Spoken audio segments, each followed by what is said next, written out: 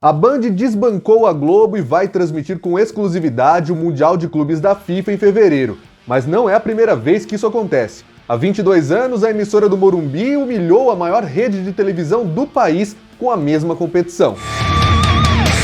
Muito bem, pessoal, estamos de volta com o Baú da Mídia Esportiva aqui no blog do Alan Simon. Então, se você gosta de histórias do mundo dos direitos de transmissão e da televisão, se inscreve aqui no canal para acompanhar sempre. Hoje a gente fala do Mundial de Clubes da FIFA de 2000, porque afinal de contas, a Band transmitiu com exclusividade aquela edição e mais uma vez agora em 2022 terá essa competição sozinha na TV aberta, mas dessa vez em todas as mídias também. No ano 2000, a FIFA organizava aqui no Brasil a sua primeira edição do Mundial de Clubes, uma competição que teria representantes de todos os continentes. Até então, o mundo do futebol considerava como campeão mundial o vencedor da Copa Intercontinental, que era disputada no Japão em apenas um jogo pelo campeão da Libertadores contra o campeão da UEFA Champions League. E exatamente pela existência desse torneio, disputado 3 vezes seguidas e perdido por brasileiros, o Cruzeiro em 97, o Vasco em 98 e o Palmeiras em 99, é que a Globo não deu a mínima para o Mundial que a FIFA organizaria aqui em janeiro.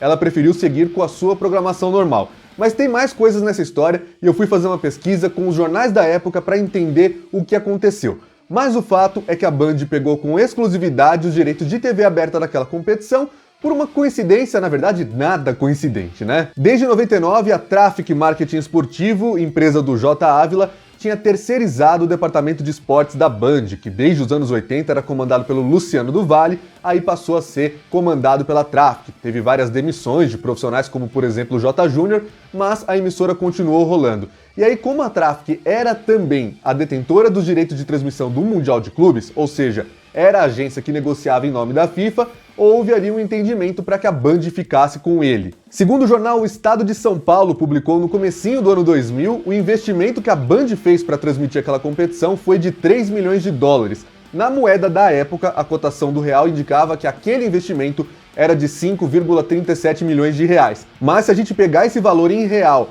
e fizer a conversão com a inflação do período pelo IGPM, que é o índice usado aí para atualizar os contratos, a Band em dinheiro de hoje tinha colocado mais de 33 milhões de reais para mostrar uma competição que teria o Corinthians e o Vasco como representantes brasileiros. Só que diferentemente de agora, que a Band comprou exclusividade em todas as mídias e vai apenas compartilhar com a Globo no rádio, naquela ocasião foi só o direito de TV aberta mesmo. O Sport TV, que era uma empresa separada da TV Globo, era um canal da Globosat, não tinha nada a ver com a operação da TV Globo, também fez a compra e garantiu a exibição desse torneio. E aí chegamos ao segundo tópico do vídeo, que é o boicote da Globo ao Mundial de Clubes, porque não foi apenas uma decisão de não comprar os direitos de transmissão em TV aberta, mas também de esconder de seus telejornais. Até o Globo Esporte praticamente não cobriu a participação brasileira naquela competição. A ordem era fingir que não existia, coisa bem típica da Globo quando ela não tinha os direitos de transmissão de alguma coisa. Mas o pior é que a Globo disse que preferia investir no torneio pré-olímpico, que aconteceria em Londrina também no começo de 2000, porque os brasileiros estariam mais interessados no caminho rumo a um ouro olímpico inédito. Aliás, o ouro olímpico só viria 16 anos depois. Tem até matéria de jornal da época, vamos acompanhar comigo, olha só.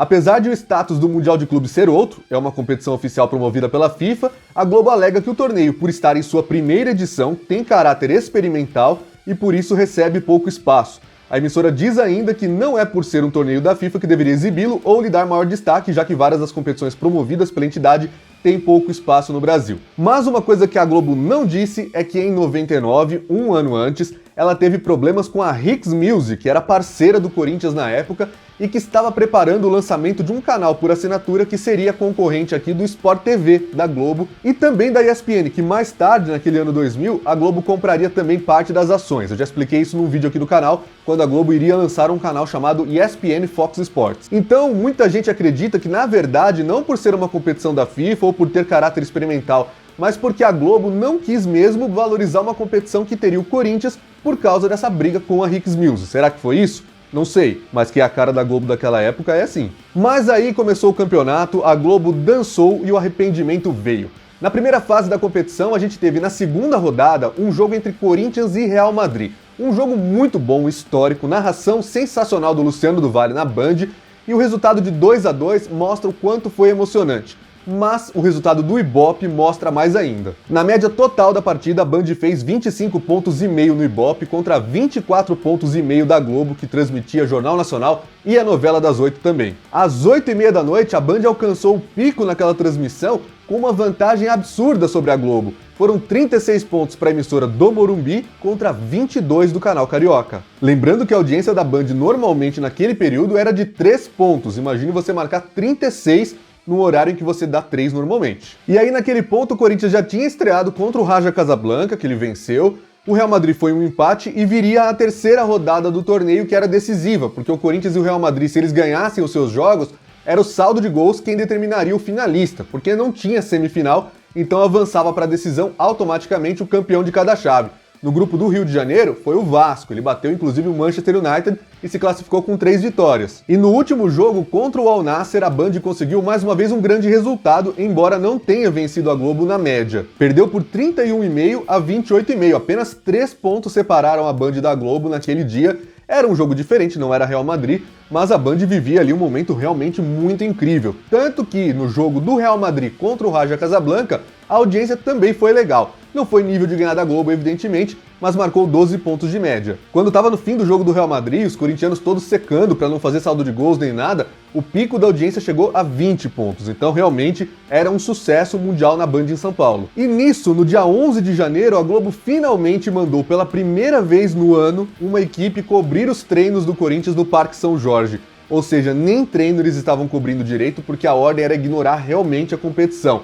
Teve que voltar atrás, o arrependimento bateu e, segundo a Folha de São Paulo publicou naquela semana da decisão entre Corinthians e Vasco, a Globo ainda tentou comprar os direitos da final em cima da hora, mas a Traffic teria recusado. Só que o Rui Brizola, que era o vice-presidente da Traffic naquela época, disse para o Jornal do Brasil que a Globo não o procurou. Então tem essa divergência de relatos. A Folha disse que sim, que houve essa busca e que a Traffic recusou, e o Jornal do Brasil tem a palavra aí do vice-presidente da Traffic dizendo que isso não aconteceu. Olha, eu não posso afirmar o que aconteceu, mesmo porque estamos aqui 22 anos depois, eu era apenas uma criança, mas o fato é que em 92, isso está documentado no livro Fala Galvão, quando a Globo não quis comprar a Libertadores da América e viu que a Rede OM, Gazeta, teve altos índices do Ibope com o São Paulo, a Globo procurou o Galvão Bueno para tentar comprar os direitos de transmissão da final contra o Newell's Old Boys, ou seja, era uma coisa que se a Globo não fez em 2000, ela já tinha feito 8 anos antes com a Libertadores da América. Então não seria tão estranho se isso tivesse acontecido. A Traffic era parceira da Globo em outros campeonatos, como a Copa Mercosul, por exemplo, então talvez tenha tido aí essa coisa de ir negar no Jornal do Brasil, para que não ficasse uma relação tensa. E aí chegamos ao quarto tópico do vídeo, que é a surra histórica na final. Eu já contei inclusive a história aqui no canal. Corinthians e Vasco se enfrentaram valendo o título mundial de clubes da FIFA em uma sexta-feira à noite, dia 14 de janeiro de 2000, quando a Band conseguiu o maior pico de audiência da sua história,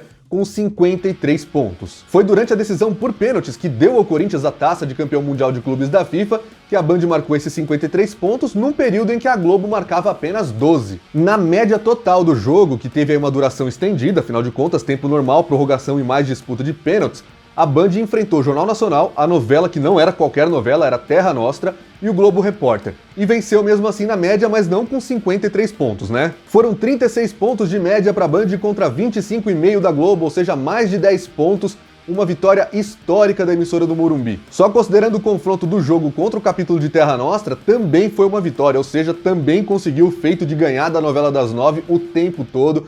Foi 35-30 para a Band. E agora umas informações importantes que você vai querer saber também. A Band tinha feito um acordo com a Traffic para ficar com o Mundial de Clubes por 3 anos naquela ocasião, porque já estava sendo marcada para 2001 uma nova edição na Espanha, que inclusive contaria com o Palmeiras, campeão de 99 da Libertadores, e que foi sacado dessa edição de 2000 sem nenhuma justificativa, porque tinha campeões continentais de 99 disputando.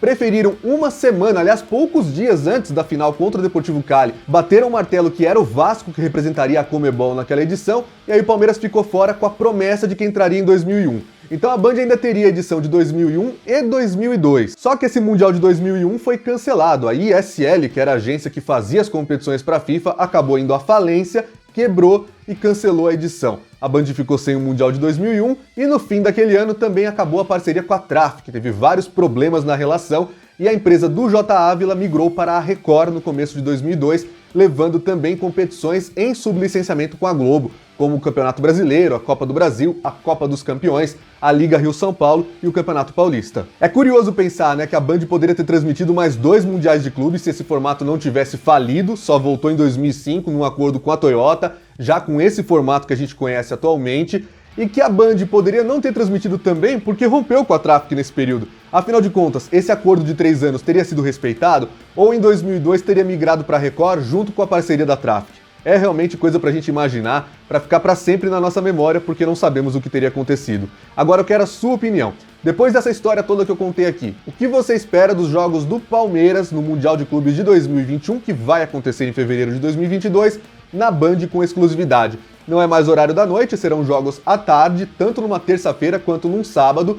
Se o Palmeiras estiver na final, é 1h30 da tarde no sábado, e esse é o mesmo horário da estreia na terça-feira anterior, contra o vencedor de Monterrey ou Al Ahly. A Band promete transmitir 6 partidas da competição em TV aberta, mas todos os jogos estarão no Band Sports. Ao longo dos próximos dias você vai acompanhar a cobertura completa aqui no blog do Alan Simon. Então se inscreve, deixa o seu like aqui para acompanhar tudo. Esse é o blog do Alan Simon, aqui você sabe onde seu time joga.